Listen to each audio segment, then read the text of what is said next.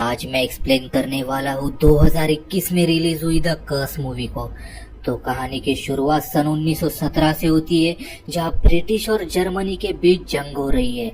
जंग के दौरान ब्रिटिश आर्मी के कैप्टन को गोलियां लगने की वजह से वो काफी जख्मी हो जाते हैं, जहाँ उन्हें फौरन मेडिकल इमरजेंसी में लाकर डॉक्टर्स उनके बॉडी से सारी बुलेट्स निकालने लगते हैं। पर उन्हें एक बुलेट मिलती है जो पहले बुलेट के मुकाबले काफी बड़ी और चांदी की थी। ये देखकर सभी काफी हैरान होते हैं कि जर्मन आर्मी सिल्वर बुलेट कब से जंग में इस्तेमाल करने लगे।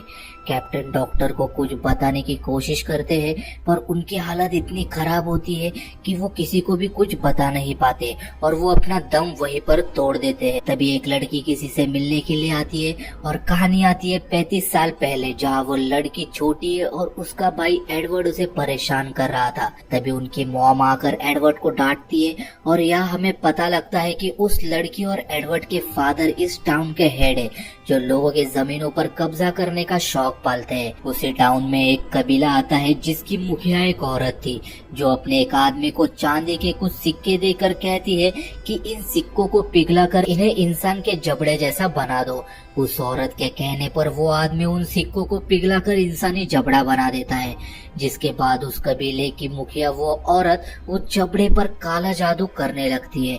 यहाँ एडवर्ड और उसकी बहन अपने पिता और उसके कलीग्स की बातें सुन रहे होते हैं, जहाँ एडवर्ड के पिता और बाकी सब भी उसी कबीले के बारे में बातें कर रहे होते हैं, जिनमें से एक आदमी एडवर्ड के पिता से कहता है कि उस कबीले के लोग यहाँ के जमीनों को अपना बता रहे हैं और इन्होंने जमीनों पर कब्जा कर लिया है। एडवर्ड के पिता कहते हैं कि आप फिक्र ना करें, मैं कल ही जाकर उन जमीनों को खाली करवा लूंगा।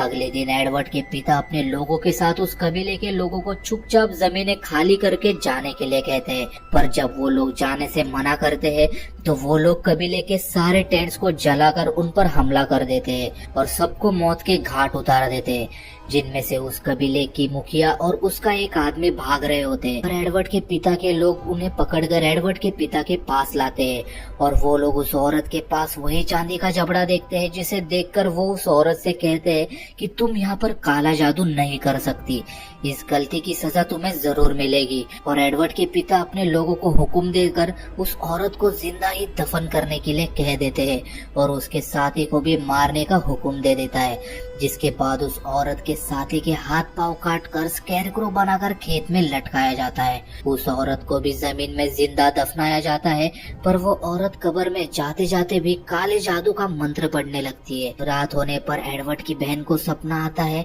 उसी जगह का जहाँ वो औरत दफन थी।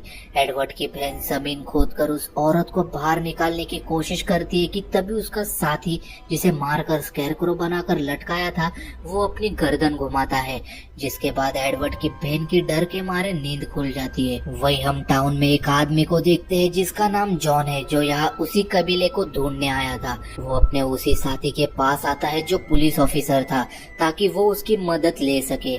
यहाँ एडवर्ड को भी अपने बहन की तरह डरावने सपने आने लगते हैं, जहाँ वो सपने में उसी जगह जाकर जमीन खोदकर उस चांदी के जबड़े को बाहर निकालता है कि तभी उस औरत की आत्मा एडवर्ड की तरफ आने लगती है, जिसे डर के मारे एडवर्ड चीख पड़ता है और उसकी आंख खुल जाती है।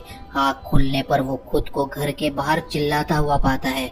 एडवर्ड की चीख सुनकर उसकी माँ और उसकी बहन वहाँ आकर एडवर्ड को अंदर ले जाते हैं।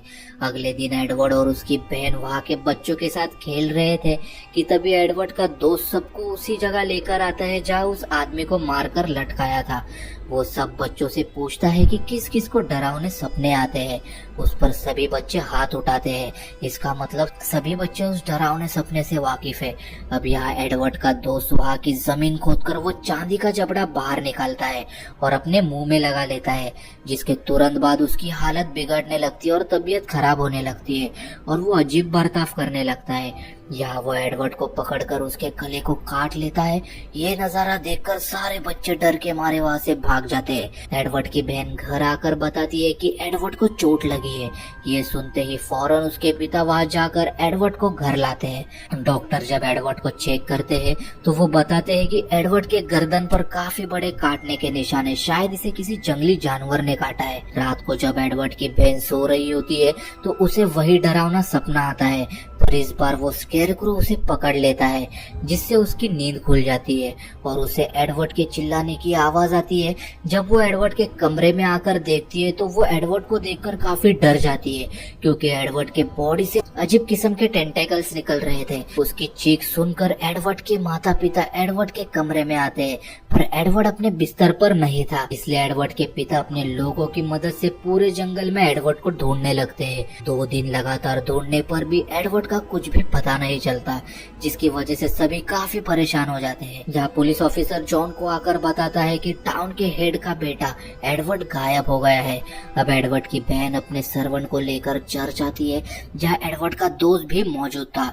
वो उससे पूछती है कि एडवर्ड कहाँ है, पर वो कहता है कि मुझे खुद नहीं पता, क्योंकि जब मैंने एडवर्ड को काटा तब मैं खुद बेहोश हो गया। तब एडवर्ड का दोस्त वहाँ पड़ी एक किताब पढ़ने लगता है, जिसमें लिखा था कि बहुत वक्त पहले कुछ चांदी के सिक्के बहुत से हाथों में गए, जिसके बाद वो सिक्के एक औरत के हाथ लगे, जिसने उन सिक्कों को एक जबड़े में तब्दील कर दिया और उस पर काला जादू करके उसे शापित कर दिया। ये पढ़कर वो और डर जाता है, क्योंकि वो वही जबड़ा था जिससे लगाकर उसने एडवर्ड को काटा था। वो फौरन वहाँ से भागकर बाहर आ जाता है, जहाँ उसे एडवर्ड दिखाई देता है जो जंगल की तरफ जा रहा था। एडवर्ड का दोस्त देखता है कि कोई चीज घास में से होते हुए उसके तरफ बढ़ रही है। तभी एक क्रीचर एडवर्ड के दोस्त पर हमला करके उसे जख्मी कर देता है। एडवर्ड का दोस्त खुद को बचाते हुए एक जगह आकर छुप जाता है, पर वो क्रीचर उसे देख लेता है और उसे पकड़कर उसे मार देता है। पुलिस ऑफिसर और जॉन दोनों एडवर्ड के पिता से मिलने आते हैं। वो उन्हें टाउन में चल रहे हादसे और एडवर्ड के बारे में पूछने लगते हैं। तभी एडवर्ड के पिता पुलिस ऑफिसर को जंगल में लाकर एडवर्ड के दोस्त की लाश दिखाते हैं, जो पूरी तरह खराब हो चुकी थी। उस क्रीचर ने एडवर्ड के दोस्त को बुरी तरह चीर फाड़ दिया था। जॉन एडवर्ड के पिता से जब पूछताछ करता है तो वो जॉन को कबीले वालों की सारी बात बता देते हैं। यहाँ जॉन एडवर्ड के कमरे और पूरे घर का मुआयना करता है। उसे दरवाजे पर सूखा हुआ खून मिलता है, जिसका सैंपल वो अपने पास रख लेता है। और उसी रात को जॉन को भी उसी तरह के डरावने सपने आने लगते हैं, जहाँ वो उस औरत की कब्र को खोदता है और वो औरत उसे चांदी का जबड़ा देने की कोशिश करती है। तभी वहाँ जॉन की वाइफ और बेटी आ जाते हैं। वो देखता है कि वो स्कैरक्रो बिल्कुल उनके पीछे खड़ा है, जो उन्हें पकड़ लेता है और डर के मारे जॉन की भी नींद खुल जाती है। जॉन अब उस खून की जांच कर रहा था, पर उसे कोई भी सुराग नहीं मिलता, इसलिए वो अपने खून को सैंपल वाले खून के साथ मिलाकर देखता है। जॉन देखता है कि सैंपल वाले ब्लड सेल्स उसके ब्लड सेल्स को खा रहे हैं। वो समझ जाता है कि ये खून किसी इंसान का नहीं हो सकता। वो अपनी जांच कर ही रहा था कि उसे बाहर से किसी की आहट महसूस होती है। जॉन जब दरवाजे से झांक कर देखता है तो उसे वह क्रीचर नजर आता है, पर वो जब बाहर आकर ठीक से देखने के लिए जाता है तो वो क्रीचर वहाँ से गायब हो चुका था। यहाँ एडवर्ड के पिता एक मीटिंग रखते हैं, जिसमें वो सभी को बताते हैं कि टाउन में एक काफी खतरनाक क्रीचर घूम रहा है और हमने छानबीन करके ये भी पता लगवाया है कि उसने ही एडवर्ड के दोस्त को मारा है। एडवर्ड के पिता की बात को आगे बढ़ाते हुए जॉन कहता है कि यह सच है और आप सब भी अब अपने घरों में ध्यान से रहे। अब टाउन के 3 लोग अपने किसी काम से खेतों से गुजर रहे थे कि तभी वो क्रीचर वहाँ आकर 2 लोगों को बुरी तरह मार देता है और उस लड़की को भी नोचने लगता है, पर वो लड़की जैसे तैसे खुद को बचाते हुए टाउन आकर सभी को सारी बात बता देती है। जब एडवर्ड के पिता अपने लोगों के साथ खेतों में जाते हैं तो उन्हें वहाँ दोनों लोगों की लाशें नहीं मिलती। अगले दिन जॉन और एडवर्ड के पिता उस जख्मी लड़की के घर आते हैं, पर वो लड़की अपने घर से गायब थी और खिड़की पर जॉन को उसी तरह का खून लगा हुआ दिखता है जैसे एडवर्ड के घर पर उसे मिला था। जॉन एडवर्ड के पिता से कहता है कि टाउन के सभी लोगों की जान अब खतरे में है। शायद जिन्हें भी क्रीचर जख्मी करता है वो बिल्कुल उसी की तरह बन जाता है। फिर हम उस जख्मी लड़की को देखते हैं जो जंगल में से होते हुए अंदर जा रही थी, जिसकी हालत काफी खराब थी और उसके बॉडी से भी वैसे ही टेंटेकल्स निकल रहे थे जैसे एडवर्ड के जिस्म से निकल रहे थे। उस लड़की को कुछ हो जाता है और वो पानी में कूद जाती है। दूसरी तरफ एडवर्ड के पिता सभी लोगों को चर्च में भेज रहे थे। यहाँ जॉन एडवर्ड की मॉम से बातें करता है और बताता है कि मैं क्यों इन कबीले वालों को ढूंढ रहा हूँ। असल में कुछ वक्त पहले हमारे टाउन पर भी ऐसी एक क्रीचर ने हमला किया था, दिया जिसमें मेरी वाइफ और बेटी मारी गई। पर बाद में मुझे पता चला कि कबीले के लोगों ने काला जादू करके जमीनों को शाप दे दिया था और इसी के वजह से वो दोनों मारे गए। और यही वजह है कि मैं इन कबीले वालों को ढूंढ रहा हूँ ताकि मैं इन्हें ढूंढकर इन्हें रोक सकूं। ये बात सुनकर एडवर्ड की मॉम डर जाती है। तभी वह एडवर्ड के पिता आकर जॉन को ऐसी बातें करने से मना करता है क्योंकि एडवर्ड की मॉम पहले से एडवर्ड को लेकर काफी परेशान थी। अगले दिन जॉन उस जगह जाता है जहाँ एडवर्ड के दोस्त की लाश मिली थी। वो अपनी गन लेकर क्रीचर के ताक में वहीं पर बैठ जाता है उसे मारने के लिए। इसी बीच जॉन की आंख लग जाती है। जब उसकी आंख खुलती है तो वो क्रीचर उसके सामने आकर जॉन पर हमला कर देता है, पर जॉन उसे अपने बनाए हुए फंदे में फंसाकर गोली मारकर उसे मार देता है और उस क्रीचर को एडवर्ड के डैड के पास लाता है। वो लोग जब क्रीचर का पेट फाड़ते हैं तो अंदर से वही जख्मी लड़की निकलती है जिसकी हालत काफी खराब थी। वह उस लड़की के पिता भी थे जो अपनी बेटी को ऐसी हालत में देखकर काफी दुखी हो जाते हैं और अपने दिल पर पत्थर रखते हुए उसे शूट कर देते हैं। ये सब देखकर एडवर्ड के पिता काफी डर गए थे। तो उन्हें चुप देखकर जॉन को उन पर शक होता है। जॉन उनसे कहता है कि ये मुझे कबीले वालों का दिया हुआ शाप लगता है। मुझे सच बताओ कि आखिर तुमने कबीले वालों के साथ क्या किया। तभी एडवर्ड के पिता जॉन से सारी बातें सच सच कह देता है। ये सुनकर जॉन को काफी गुस्सा आता है। वो कहता है कि आप ही की वजह से टाउन के सारे लोगों की जान अब खतरे में है क्योंकि तुमने बिना उस औरत से बात किए उसे जिंदा ही दफन कर दिया। मरते मरते वो इस टाउन को श्राप दे गई जिसकी शुरुआत तुम्हारे बेटे एडवर्ड से ही हुई जो अब एक क्रीचर बन चुका है और वो जिसे भी काटे वो क्रीचर बन जाएंगे।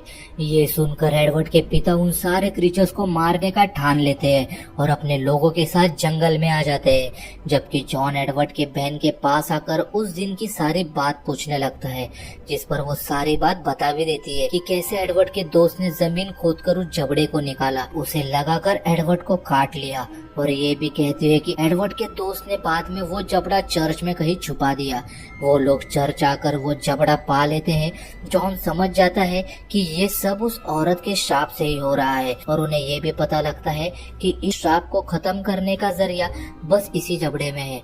दूसरी तरफ एडवर्ड के घर की सर्वेंट जब कपड़े लेने के लिए बाहर आती है तो उसे वहाँ पर वो क्रीचर दिखाई देता है जो सर्वेंट पर हमला करके उसे जख्मी कर देता है। पर सर्वेंट घर में किसी को भी ये बात नहीं बताती कि मुझे क्रीचर ने काटा है। यहाँ जॉन उस चांदी के जबड़े को पिघलाकर उसकी बुलेट्स बनाता है जिसे वो उन क्रीचर्स को मार सके क्योंकि उसे पता चल चुका था कि ये क्रीचर चांदी से दूर भागते हैं और ये बुलेट बिल्कुल वैसे ही थी जैसे हमने कहानी की शुरुआत में देखी थी। रात होते ही एडवर्ड के पिता जंगल से वापस लौट आते हैं क्योंकि उन्हें कोई भी जंगल में क्रीचर नहीं मिला था। जॉन वहाँ घर के चारों तरफ मशाले जलाकर छत पर आकर गन लेकर बैठ जाता है। तब उसकी नजर वहाँ पर लटके हुए कपड़ों पर जाती है जिस पर खून लगा हुआ था। जॉन जब इस बारे में पूछने के लिए एडवर्ड के पिता के पास आता है तो उन दोनों में बहस हो जाती है। तभी उन्हें सर्वेंट के रूम से अजीब आवाजें आने लगती है। जब एडवर्ड के पिता गन लेकर सर्वेंट के रूम में आते हैं तो उन्हें वहाँ पर कोई भी नहीं मिलता। जब वो पीछे देखते हैं तो वो सर्वेंट उन पर हमला कर देती है जो पूरी तरह क्रीचर बन चुकी थी। और इसी बीच एडवर्ड के पिता से एक मोमबत्ती नीचे गिर जाती है जिसकी वजह से वहाँ पर आग लग जाती है। पर एडवर्ड के पिता के पास गन होती है जिससे वो उस क्रीचर को शूट कर देते हैं। गोली की आवाज सुनकर जॉन वहाँ देखने चले जाता है पर आग लगने की वजह से वो साफ साफ कुछ देख नहीं पाता। नीचे आने पर एडवर्ड की मॉम जॉन को बताती है कि एडवर्ड के पिता अभी अभी जंगल की तरफ गए। वो एडवर्ड की मॉम से कहता है कि तुम जल्दी अपनी बेटी को लेकर चर्च में जाओ और खुद एडवर्ड के पिता को ढूंढने चले जाता है। जब जॉन को एडवर्ड के पिता मिलते हैं तो उन्होंने खुद पर केरोसिन डालकर हाथ में मशाल पकड़ी हुई थी क्योंकि जब वो सर्वेंट क्रीचर ने उन पर हमला किया था तब वो भी इन्फेक्टेड हो गए और वो नहीं चाहते कि वो भी क्रीचर बनकर लोगों को मारे, इसलिए वो खुद को मारना चाहते थे। हालांकि जॉन उन्हें ऐसा करने से मना करता है पर इससे पहले कि जॉन कुछ कर पाता वो खुद को आग लगा लेते हैं। घर में एडवर्ड की मॉम एक क्रीचर को देख लेती है जिसके बाद वो अपनी बेटी को लेकर एक कमरे में आ जाती है और छुप जाती है। जैसे ही वो क्रीचर वहाँ से चले जाता है एडवर्ड की मॉम अपनी बेटी को लेकर जैसे ही बाहर आती है वहाँ उन्हें जॉन भी मिल जाता है जो उन्हें लेकर चर्च की तरफ भागने लगता है और उनके पीछे वो क्रीचर भी आ जाता है। जैसे ही जॉन उस क्रीचर पर गन पॉइंट करता है वो क्रीचर अपनी जान बचाने के लिए वहाँ से भाग जाता है और तीनों चर्च के अंदर आ जाते हैं। अंदर आकर वो सबको बताते हैं कि एडवर्ड के पिता अब नहीं रहे। यहाँ जॉन की एक आदमी से बहस हो जाती है। वो कहता है कि जॉन अभी तक तुम जिंदा कैसे हो, तुम कैसे बच गए। तब जॉन बताता है कि मेरे पास चांदी की गोलियां हैं, जिसकी वजह से वो क्रीचर्स मुझसे दूर भागते हैं और अब हमें सुबह तक यहीं पर इंतजार करना होगा। सुबह या आर्मी हमारे मदद के लिए आ जाएगी। रात को जब सब सो रहे थे तब वहीं पर एडवर्ड की माँ ईश्वर से दुआ करती है कि सब कुछ ठीक हो जाए और मेरा बेटा भी एडवर्ड मेरे पास वापस आ जाए। तभी उसे चर्च के दरवाजे के बाहर कुछ आवाजें आती है। जब वो वहाँ देखने चली जाती है तो उसे बाहर क्रीचर के होने का एहसास होता है और वो समझ जाती है कि ये क्रीचर और कोई नहीं बल्कि मेरा बेटा एडवर्ड है। सबके मना करने के बावजूद वो दरवाजा खोल देती है, जिसकी वजह से वो क्रीचर जो कि एडवर्ड था वो अंदर आकर सभी पर हमला करना शुरू कर देता है। उसे मारने के लिए जैसे ही जॉन गन को उस पर पॉइंट करता है, एडवर्ड की मॉम उसके सामने आ जाती है। तभी वो क्रीचर उन पर भी हमला कर देता है, जिसे देखकर जॉन ना चाहते हुए भी उन पर गोली चला देता है, जो एडवर्ड की मॉम को लगती है और वो गोली आर पार होकर उसी क्रीचर को भी लग जाती है। जिसके बाद एडवर्ड अपने असली रूप में आ जाता है और वो बिल्कुल सही सलामत था। एडवर्ड की मॉम एडवर्ड को गले लगाते हुए अपना दम वहीं पर तोड़ देती है। यहाँ पर हमें पता लगता है कि कहानी की शुरुआत में जिस कैप्टन को गोली लगी थी वो और कोई नहीं बल्कि एडवर्ड ही था, जिसने बड़े होकर आर्मी ज्वाइन कर लिए थी। और अब जॉन भी यहाँ से जाने से पहले एडवर्ड की बहन को वो चांदी की गोलियां देता है और इसी के साथ ये मूवी यहीं पर एंड हो जाती है। दोस्तों, अगर ये कहानी आपको पसंद आई हो तो वीडियो को लाइक और चैनल पर नए हो तो चैनल को सब्सक्राइब कर देना।